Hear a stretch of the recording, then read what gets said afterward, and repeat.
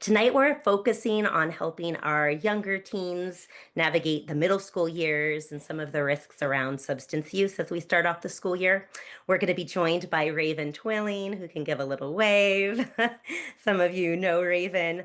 She's a local educator and advocate. She's a Tam High alumni. I'm sure we have some of those in our room tonight who grew up in Mill Valley. And she's been working with both Bay Area Community Resources and Marin County's Health and Human Services now.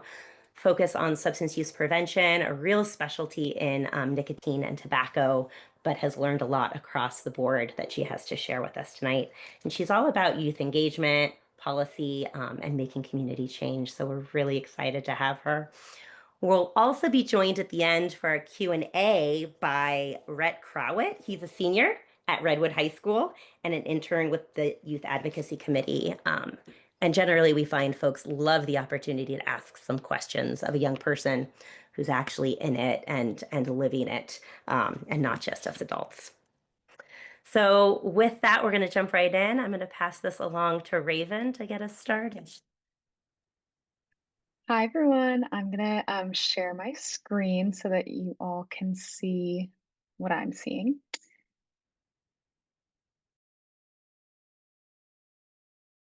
How is this looking?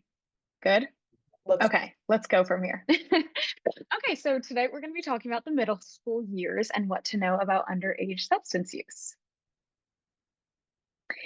Specifically, we're going to talk about 5 different topics. We'll start by talking about some of the trends in adolescent substance use in Marin County. Then we're going to do an overview of a few different substances. These are the 3 substances that we see are the most popular among young people in our community. And these include nicotine, cannabis, and alcohol.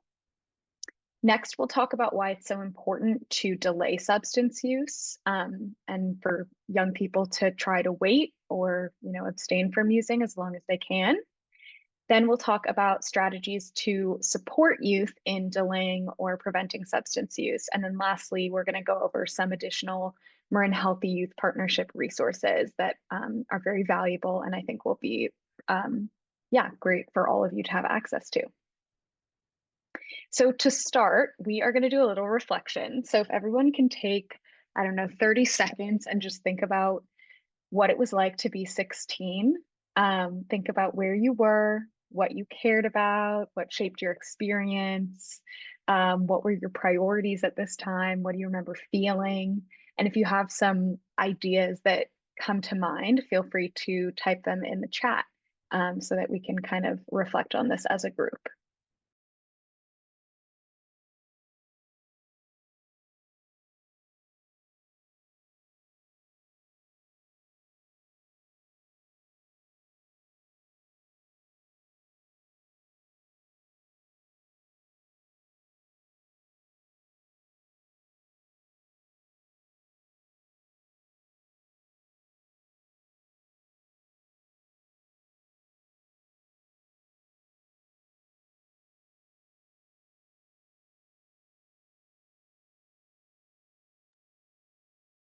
You can also just share something about like where you were, what were you doing? Did you have a summer job? Where did you go to school? What was your community like? Whatever pops into your mind as you reflect on this kind of time period, please feel free to share it. And I'm going to start reading some of the comments that are being shared. Somebody said friends. It was all about friends, always worried about what other people thought. Riding in my car with my friends, music is loud, playing basketball. A lot of people played sports in high school. That might have been a big part of your experience.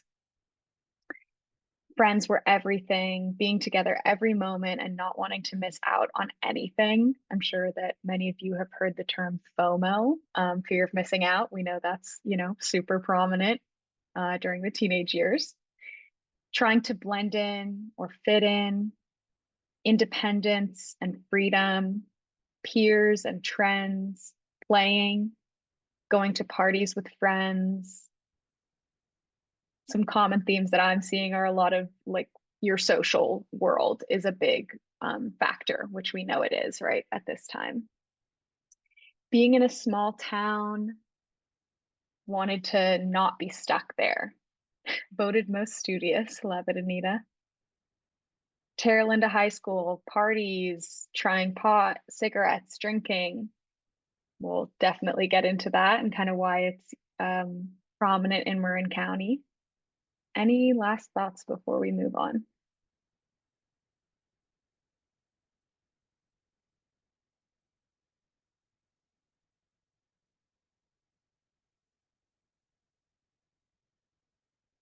Okay, so we'll continue on to our next section, but the reason that we do this exercise pretty much anytime we give a presentation that centers on youth substance use is to number one, kind of ground ourselves in the experience of what it's like to be a teenager and, you know, a young person.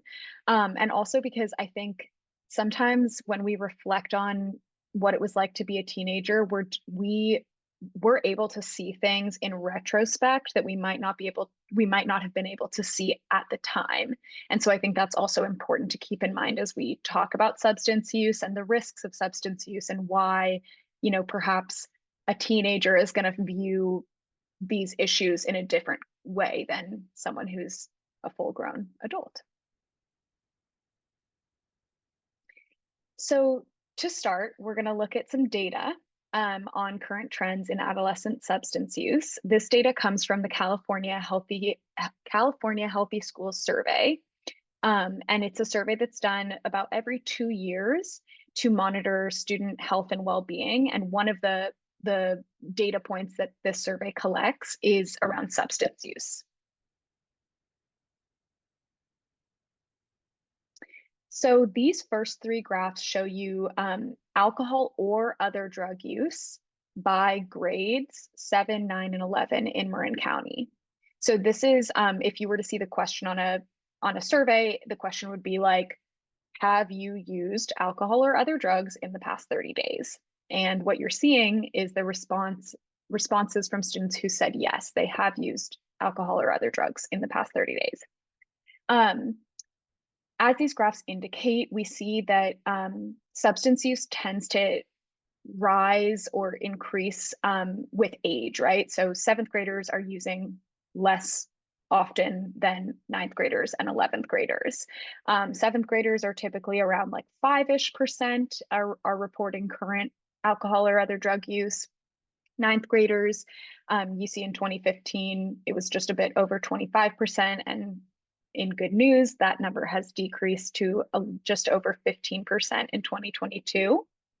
And for 11th graders, you see that it started around 50%, you know, dropped, increased, and then today we're looking at about 38% of students in 11th grade in Marin reporting that they have used alcohol or other drugs in the past 30 days.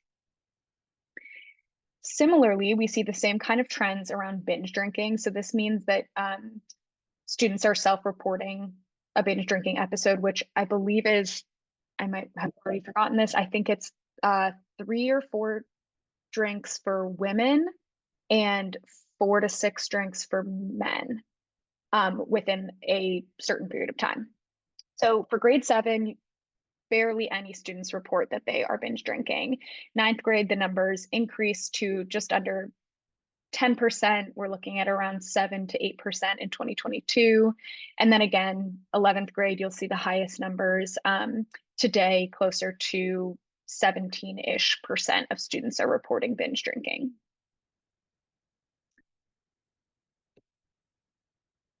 Next, we have e-cigarette, smoking, and vaping. So this is 1 or more smoking or vaping episodes in the past 30 days. Again, very similar trends, just under 5% for 7th graders over time, 9th graders under 10% over time, and then 11th graders, the numbers are higher, but still decreasing, which is good. It's great that we're seeing these trends for all of the different categories of substance use that in general, they have been declining in Marin County. And then similarly, marijuana use. We don't have data for 2017 to 2019 on cannabis use, but we do for 2019 to 2023. And again, you'll see that the highest numbers are around 11th graders. And in 2022, we were looking at about 25%.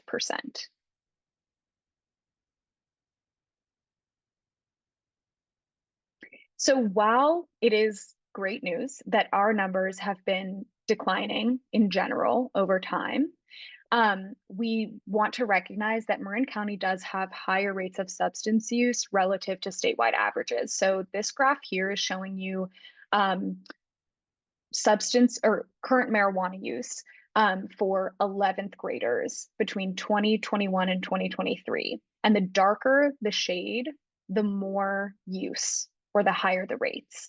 And so this is Marin right here, if you can see my cursor. And we are a darker shade compared to the majority of the communities around us. That includes like San Francisco, all of the East Bay, we are a darker shade of blue, which just indicates that Marin County has higher rates of, in this example, marijuana use, but you'll see the same pattern across all substance use in Marin, higher rates than our neighbors and higher rates than the statewide averages. So it is, a problem here, and that's part of why we're all here tonight, is to hopefully learn and, work towards a community that has lower rates of substance use among our youth. So now we're going to jump into an overview of 3 different substances. We're going to talk about nicotine, cannabis, and alcohol. So this is my specialty, and this is where I get excited because I think there's so much fun stuff to talk about, but I will keep it brief. Nicotine and tobacco. So nicotine is the chemical or the neurotoxin that's in tobacco. Most of you are probably familiar with cigarettes or loose leaf tobacco. Those are common products you might see at a gas station or a 7-Eleven. But in addition to those products, there are newer products on the market that have been designed specifically to appeal to a younger audience. So those include e-cigarettes or vapes, which are all these kind of techy looking products here. And then Zyn, which is in this little white circular container, and that's an oral nicotine pouch. So in the past, most nicotine products were derived from the actual tobacco plant, such as cigarettes or loose leaf tobacco. Today, the products contain nicotine that's lab derived. So it's made in a lab setting. It doesn't actually come from the tobacco plant, which means that the products are more potent. There's more nicotine in them, and it's a lot cheaper to produce them. And so it's less expensive for folks to purchase these kinds of products. In addition, products in the past were fairly limited. There were, a couple of categories of products: cigarettes, loose leaf tobacco, chewing tobacco. That was pretty much it. Now there are new products on the market every single day, at different flavors, different styles, different, the oral nicotine pouches, the vapes, the heated tobacco products. There's all different kinds of products that are constantly emerging. So there's just a wider variety for people to choose from.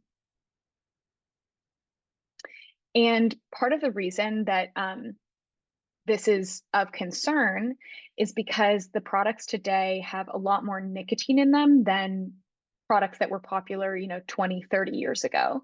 So this graphic is showing you how the equivalent of or how many cigarettes are in a single vape. So in one elf bar, which is a type of vape that we see popular among young folks, there's the equivalent of about 600 cigarettes.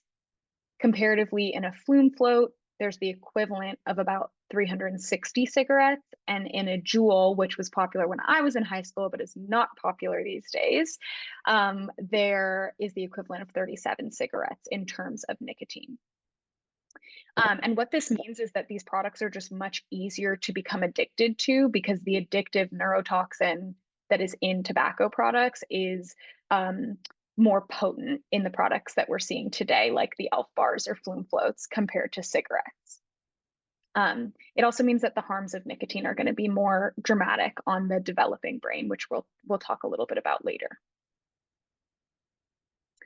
So next we'll talk about cannabis. The definition of cannabis is a plant that contains THC and typically CBD. It contains psychoactive compounds, so it's a psychoactive substance. Unlike nicotine, nicotine is not going to cause somebody to experience a psychoactive like high, whereas cannabis will. Again, I want to highlight differences between cannabis or THC products in the past and cannabis and THC products today. In the past, cannabis products had much lower concentrations of THC relative to those today. And I'll show you a graph next that actually demonstrates how different the concentrations are today than they were 20, 30 years ago. In the past, there were fewer methods of consumption. So just like nicotine, we see that there are, vapes, edibles, drinks, oils, tinctures, all different kinds of ways to consume THC or cannabis. Again, more appealing ways than particularly for a youth audience than in the past. In the past, cannabis was not legal in most places, whereas today it has been legalized in a number of states. And with that has come this sort of changing culture around cannabis use, where it's just much more socially acceptable relative to, 20, 30 years ago. So to show one example of the change in THC concentration in cannabis today relative to the past, this graph is showing percentage of THC that's in red and then CBD in blue. You don't really need to worry about the CBD. That is a non-psychoactive compound. The red line is showing you the concentration of THC in cannabis sample seeds by the DEA. And so you can see this line has steadily been increasing. In 1995, the average percent was about 4% THC in a sample of cannabis, and this is the plant we're talking about. And in 2021, that number was closer to 15%. So that is, I can't do the math, but much more than it used to be. And in fact, the vapes, THC vapes, contain upwards of 80 to 90% THC concentration. And those are available for purchase online if you can show that you're 21 and up, or at dispensaries in California. So 15 to 90%. And then the last substance that we're going to look at is alcohol. So alcohol is just a beverage that contains ethanol, just like nicotine is the psychoactive nicotine is the neurotoxin in tobacco products. Ethanol is the neurotoxin in alcohol. Alcohol, like cannabis, is psychoactive, so it actually changes your perception of reality. It can, make folks have trouble balancing, or your vision might get blurry. You might hear things a little differently. That's because it's a psychoactive substance. And it has dependence-producing qualities, which means that it's addictive. On this slide, we're going to highlight the difference in how alcohol functions in adults versus teens, because alcohol itself hasn't changed, or alcoholic products have not changed all that much in the past 20, 30 years. We're still seeing that, Coors Light is a popular drink among young people, just as it was 20, 30 years ago. In adults, alcohol tends to function more like a depressant. That's why I remember someone telling me they always had this like vision of their parents. They always remembered their parents like having a drink before bed, or having a drink with dinner, and it sort of calmed them down and relaxed them, and they would get sleepy. That is not how alcohol functions in teens. In teens, alcohol actually can function more like an upper. It can increase teenagers' heart rates and blood pressure, increase their level of energy. So it functions differently in adults than teens. Adults are generally more sensitive to the negative effects of alcohol, like headaches, hangovers, nausea. Teenagers are just less susceptible to those negative side effects. And then the last two differences, one is that in adults, we tend to see that adults drink more frequently, but less heavily. So more casual drinking or social drinking, but less binge drinking. Whereas among teens, we see that binge drinking is much more common. And then lastly, for adults, obviously it's legal to purchase and consume alcohol if you're 21 and up. It is not for teenagers, and teenagers are also at greater risk of making poor decisions, which we will get into next when we talk about brain development. Okay, so the next section here, we're going to be focusing on this message of delay, delay, delay. This is an important message because we know that the longer that somebody waits to engage in substance use, the less likely they are to develop a substance use disorder. And so this graph here is showing the percent of folks with alcohol disorder with the age of their first drink. So you can see that it's looking like over 45% of folks who have an alcohol disorder started drinking before the age of 13. And then you can see that this percent decreases as age of initiation increases. So for folks who have their first drink when they're 21 or over, we're only seeing, not 8 to 9% of those individuals experiencing a alcohol disorder. So part of the reason this is the case is because the teen brain is a very unique stage of development. So teenagers are undergoing rapid changes. Their brains are developing super, super quickly. That's part of why learning a new language or learning how to play an instrument like the guitar or the flute is easier when you are a teenager or a child than it is when your brain is fully developed and you're an adult. So that's one component of this equation. The other is that in teenagers' brains, their limbic system, which is this orange part kind of in the center of the brain, is much more active than other areas of the brain. And this happens to be the area that is responsible for emotional response, impulse, and fight or flight. So those emotional instincts, the fight or flight, kind of making a quick decision based on your instinct, that is going to dominate the thinking of a teenage brain relative to the prefrontal cortex, which is towards the front of the brain. And that's the part of the brain that's responsible for decision making, logical thought, reasoning, planning ahead, things like that. And so the limbic system is just more active. There is more activity in that area of the brain relative to the prefrontal cortex.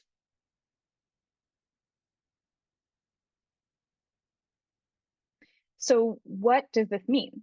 The first thing is that your kids are amazing. Teenagers are so awesome. I work with them basically every single day, and they are so bright and wonderful.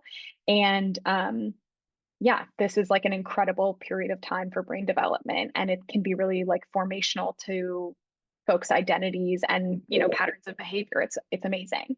The other thing this means is that emotionally centers are highly active. This is kind of the stereotype of a teenager being hormonal and emotional. It's not just hormones, it's also that, the limbic system is actually more active in the brain. This also means that short-term reward is generally prioritized over long-term reward because, again, that emotional center is driving. The rational thought planning ahead portion of the brain is not necessarily driving decisions. And what this leads to is increased risk-taking behavior. So that's why I mentioned earlier that teenagers are more likely to make poor decisions under the influence of alcohol in comparison to adults. And then lastly, this means that as the brain is developing, it's much easier to become addicted to a substance or a behavior. So the patterns that we, develop in our teenage years can really stick with us because our brain is in this vulnerable state of development. It's still growing, it's still forming. And so things like substance use or cell phone use, right? Behavioral activities this is when we see addiction forming is in the adolescent brain, teenage brain. And so again, you can see this here. This is another graph that is showing the percent of admissions into substance abuse treatment in comparison to age. So 11 years and younger, it's around 10% of admissions to substance use treatment are going to be folks 11 or younger. I want to make sure that I'm getting this correctly. Yes. Actually, I'm so sorry. Melissa, can you correct me if I'm wrong? Is this the age that folks are admitted, or is this the age of initiation of use? Or maybe Amanda knows the first one. Initiation. First one. I don't know if this is it's percentage of admissions. So where the other slide showed initiation, this one's showing, I believe, the age that they were admitted to a treatment. Okay, thank you for clarifying that.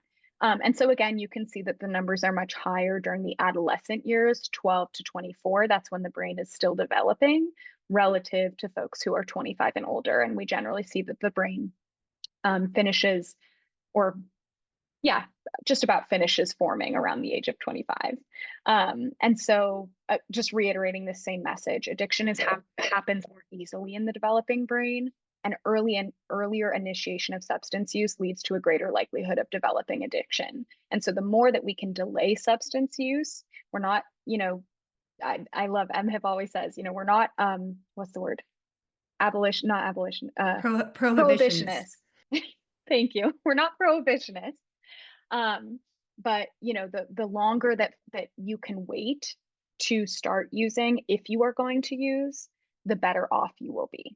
In an ideal world, it would be amazing if nobody used substances, but we want to be realistic about the world that we live in and the culture that we live in. So delay, delay, delay is really the message that we want to share. And I'm going to pass it to Melissa to talk a little bit about strategies that parents and caregivers can employ to help delay and prevent substance use. Great. Thank you so much, Raven. You can go to the next slide for me, or can I? Yep, thank you. So, yeah, we just heard a lot of information. Some of it can probably feel a little overwhelming, a little scary, as you have, new middle schoolers in their tween years heading towards teenage land. But I'm here to say there's, the most effective prevention strategies often combine supportive relationships, mental health support, skill building, positive role modeling. When these all work together to delay and reduce the opportunities for substance use, the lower the risk for our youth. These are just some of the protective factors, just an awareness, obviously, of your family history so you can have that information. And be able to talk to your children about any history.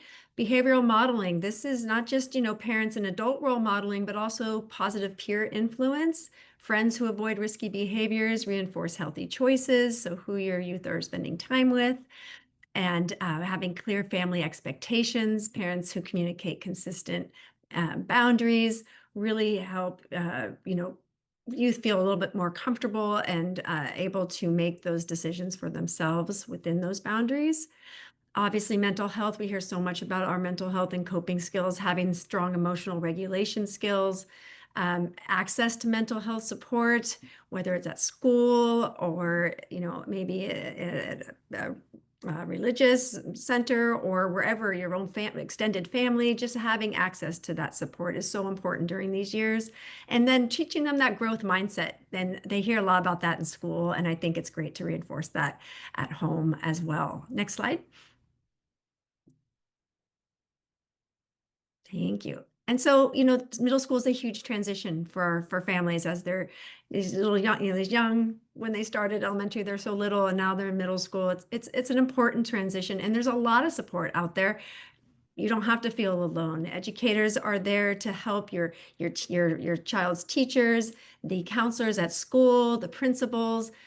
There's a lot, like I said, so much is being talked about social emotional learning in schools, so you don't have to feel alone with your own monitoring and your own involvement, leaning on your educators and just school programs that are available. Look at your school, see what's there. Like I said, there's often wellness centers now. A lot of schools have wellness centers.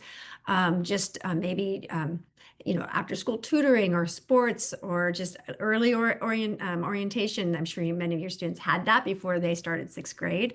It just, all this really helps relieve some of that negative effect in the transition, and then maybe helps them feel confident as they may become exposed or have experience and hear things around substance use. Next slide. And always making that connection with your youth. I mean, here are just some ideas. I think one of all these here, you can read them yourself, but I really like the respecting when they want alone time. That was a really hard change for me when my children were in middle school. All of a sudden, they really wanted more time alone. The door would be closed.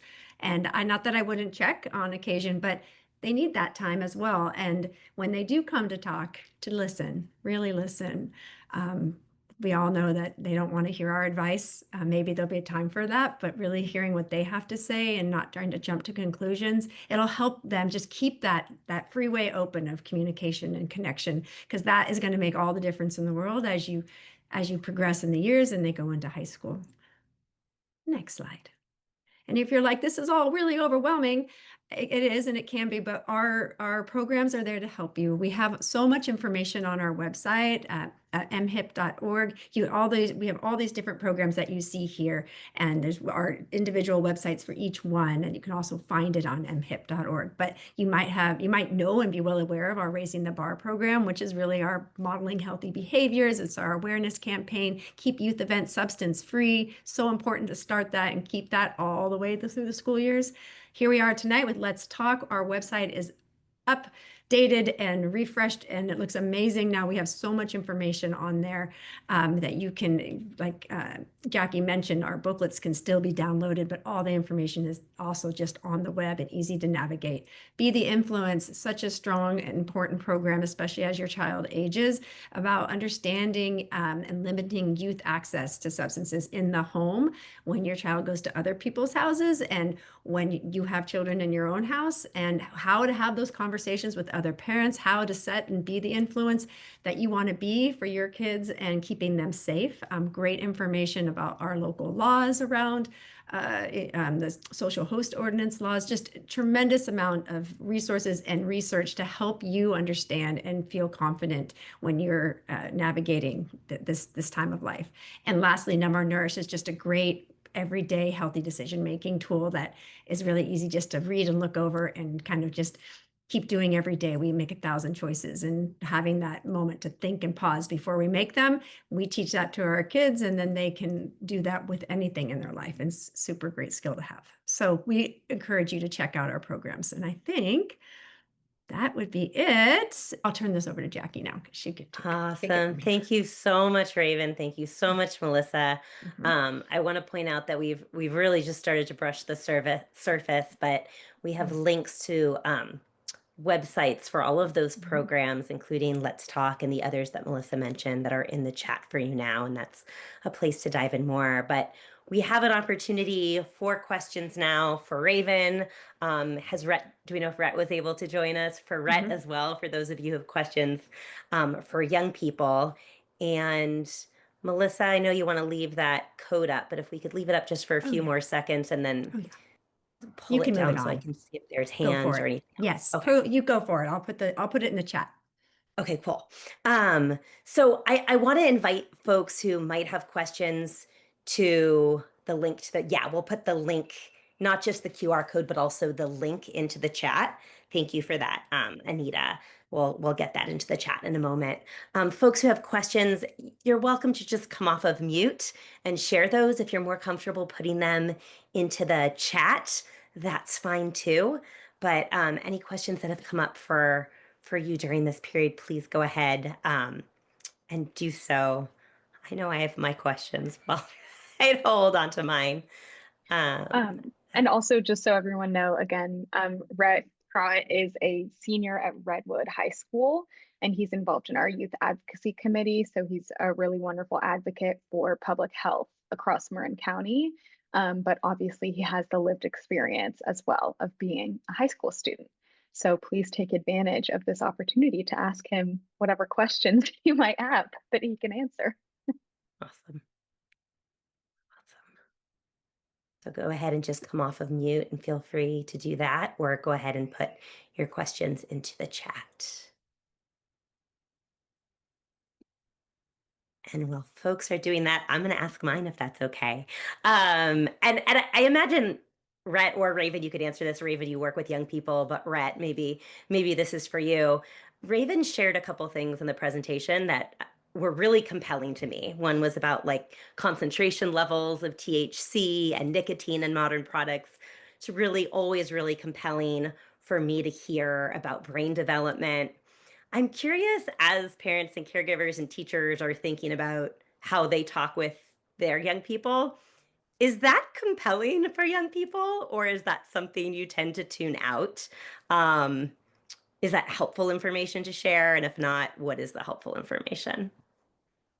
Yeah, I think that the data, and the sort of information about concentration levels and all that stuff, it's important for teenagers and to hear and to understand, but it shouldn't be the only thing that Mhm. they see and hear.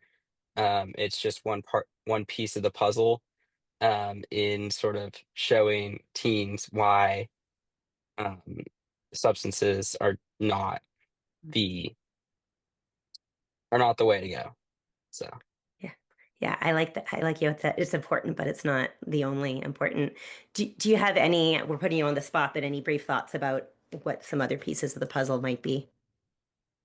I think talking about sort of the the effects and not just the consequences, but what sort of comes with, using substances and sort of how those can affect your life the next day, the next week, the next month, and then sort of it's really hard for youth to look really far into the future. So focusing on sort of what they see as like actually in their future and what they see as attainable and what they see as coming up next and looking at how substance use and alcohol use is going to affect that is really important. Awesome. Thank you. I'm going to turn to a question in the chat, waiting for you, Rhett, as well. Just what do you think of Marin County substance use culture? Um, Maybe you could start by what you think that culture is. I'm not sure if that otherwise will resonate with everybody. But when you think of a culture of substance use in Marin County, what do you think about? I think that every sort of Marin County is very big. I think that almost every high school has its own tendencies, its own culture, its own stereotype. I think that currently Redwood is seen as a very alcohol focused school. However, there's schools where, like, I know that Redwood has had a history of other drugs and we've been seen as other things in the past. And I think that it's kind of about what are people talking about. It's not so much what are people actually doing, what are people being caught for, it's what are people talking about. That kind of gives it that culture side. That's interesting, actually. Thank you. I never thought of it that way. Um, we have a question for you about who's had the biggest influence on your choices around substance use? The biggest influence on me was so when I was a lot younger, before I was even in school, I was diagnosed with cancer. I'm cured now. But because of sort of what I went through with that and the treatments with that, the health effects of substance use are exponentially greater for me. And so that was one of my biggest reasons to not involve myself in that. And for me, it was kind of just seeing those effects and how for some people, smoking might not cause lung cancer for 50 years, but for me, it could cause it in 5. Um, and so I think that's sort of goes into the seeing these things in a time frame that I can understand and that I can see, helps these statistics and stuff become way more effective. Thank you. Thank you for sharing that about yourself, but thank you also for then like extrapolating that to folks who might have different experiences. The idea that being able to focus on a period of time that you can wrap your head around where there might be consequences is something that it sounds like it's important. Yeah, thank you. Raven, do you think young people know how powerful vapes are? Do they think of nicotine as harmful? What is your sense of the attitudes around vapes and nicotine? There's kind of a mix. I feel like on the one hand, high school students in Marin feel like they've been almost bombarded with prevention education around vapes, that has been like such a focus that they're kind of over, hearing, we get it, it's bad for you, it's bad for you. But on the other hand, every time I show people that graphic that you all saw earlier that compares the amount of nicotine in cigarettes to the amount of nicotine in a Elf bar or Flume Float or whatever else, like there are jaws on the floor, whether it's with parents, whether it's with teachers or students of any age, like sixth, seventh, eighth, through 11th grade. I get the same reaction to that graphic that is like, oh my gosh, I did not know that. And so I think it's sort of both. It's like there's been a lot of messaging around don't do this, it's bad for you, vaping is so bad, it's unhealthy. But then on the other hand, the material impacts of these substances might not be quite as well understood. Like the message of this is bad for you, I think that's reaching pretty far and wide. But the actual um, understanding of what that means, like what does that actually mean? You know, yes, it's bad for me, but what does that mean? How do I think about that or visualize that or make that make sense to me? That piece is not necessarily clicking. Um, yeah, that's probably what I would say. Rhett, do you want to add anything else to that? Just like your experience and what you kind of feel like the people around you, maybe what their thoughts are around vapes? Um, I think that vapes are seen as like kind of the norm and the standard, so they're not really comparing them to as much. I think that they understand how harmful it is. We've seen it, as Raven said, probably hundreds of times. Um, but I think that showing that comparison, at least that for me was like, I didn't even know that. And it was kind of crazy to see. And I think that sort of people know, oh, this is bad for me, and they hear that and they understand it, but it's really hard to know how bad it is for you. What is the effect compared to this? Because maybe you don't know how bad something else is and stuff. So I would also say I think that's a pretty common theme just among substances in general that like, you know, teenagers are smart. Like they're young adults. Like these are real people, you know. We're not talking about like little kids. These are fully formed, or not almost fully formed. um, you know, human beings and they I think that the message of like these things are bad, whether it's alcohol, nicotine, you know, cannabis or other drugs, perhaps less with cannabis just since its legalization and more normalization, but the general idea of like substance use isn't a good thing. That message is reaching teenagers, but there needs to be more than just that because that is so far from actually being a part of their internal like sense of reality. It's so that's such a what does that even mean? You know, I don't even know what that means. You don't really know what it means until someone in your life is directly impacted, until Yeah. you're directly impacted, or until you can have like some kind of comparison that actually makes it feel tangible. Which I think is also why, you know, what Melissa was talking about with talking about family history, talking about your own experiences, if that's something you want to share, making it more tangible to the people, like to young people, is so important.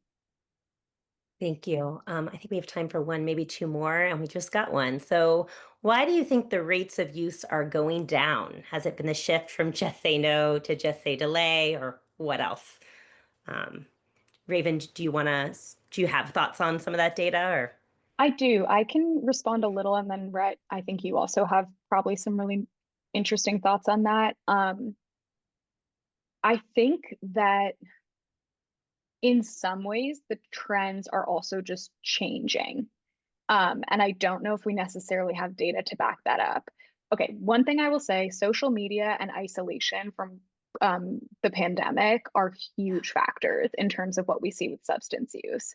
Um, for example, alcohol is generally speaking like a social, people drink socially, teenagers drink socially, they go to parties, as people in the chat were, you know, saying when they reflected on their teenage years. Most people are not like experimenting with alcohol alone with one or, you know, one friend in a room. They're going to parties. And so in a world today where we're seeing less socializing, right?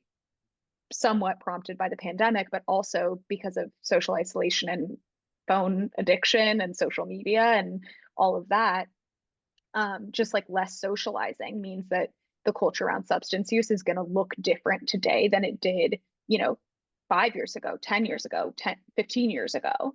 So I would say those are two big factors. And when I say that the trends might be changing, I think what I mean is that I have heard anecdotally that use of cannabis and experimentation with psychedelics is much more normalized today than it was when I was in high school, in 2015, 16, 17.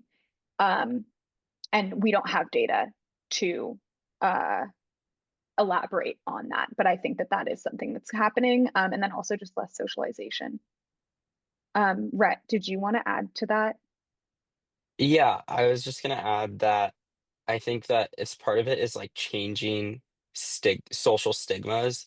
I feel like as we've seen, like cigarette use has fallen a lot since 20, 30 years ago, and that's because it's sort of become a lot more stigmatized to use cigarettes compared to vapes or e-cigarettes or alcohol. And I think that while alcohol's sort of stigma hasn't changed, the stigma around vapes is growing lately, and it's getting replaced by things like Zins and cannabis, which are much easier to conceal and are less visible, but are also less socially frowned upon, even among youth. And I think that's kind of creating the shift to other sort of spreading out use more across different mediums. Well said. Well said. Yeah, I think it's worth really underscoring that we are seeing rates of use go down, but we also see this rapid onslaught of new products all the time. I don't know that we've had a period in like substance use history where we see such that rapid introduction of new products, and it sounds like one rate might drop, but just in time for a new product to be introduced. And so, kind of keeping up with that landscape is something that young people are doing and that adults and caretakers have to do as well.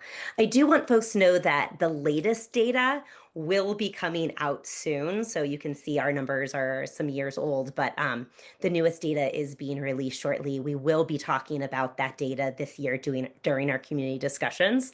So definitely keep tuning in to get some of that more recent data, and we can keep talking about those trends.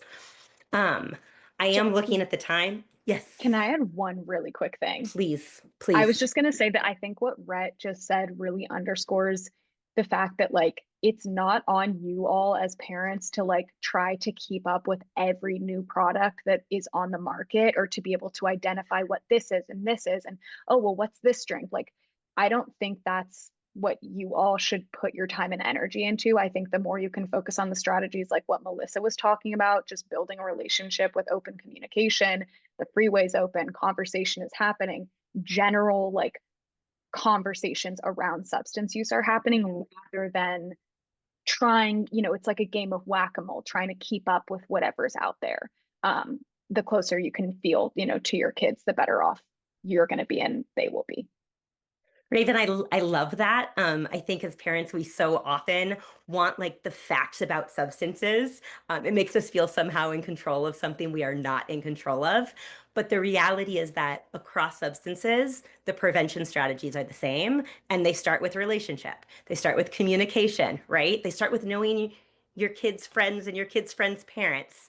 And that's across the board, even if you don't have the 101 on every substance, right? So I love that you ended with that tonight. It's a brief night. It's only an hour. We do have future sessions that go a little bit longer, and we do hope you'll all come back. I want to thank Raven and Rhett so much. Rhett, I know you're on your way home from classes. I can see you there, like in the car, still joining us and being with us. Thank you. It's lovely to see you all. Those of you who are familiar, those of you who are new, first time sixth grade parents, and be in touch. We'll see you at the next community discussion, okay? Night, everybody. Have a good evening.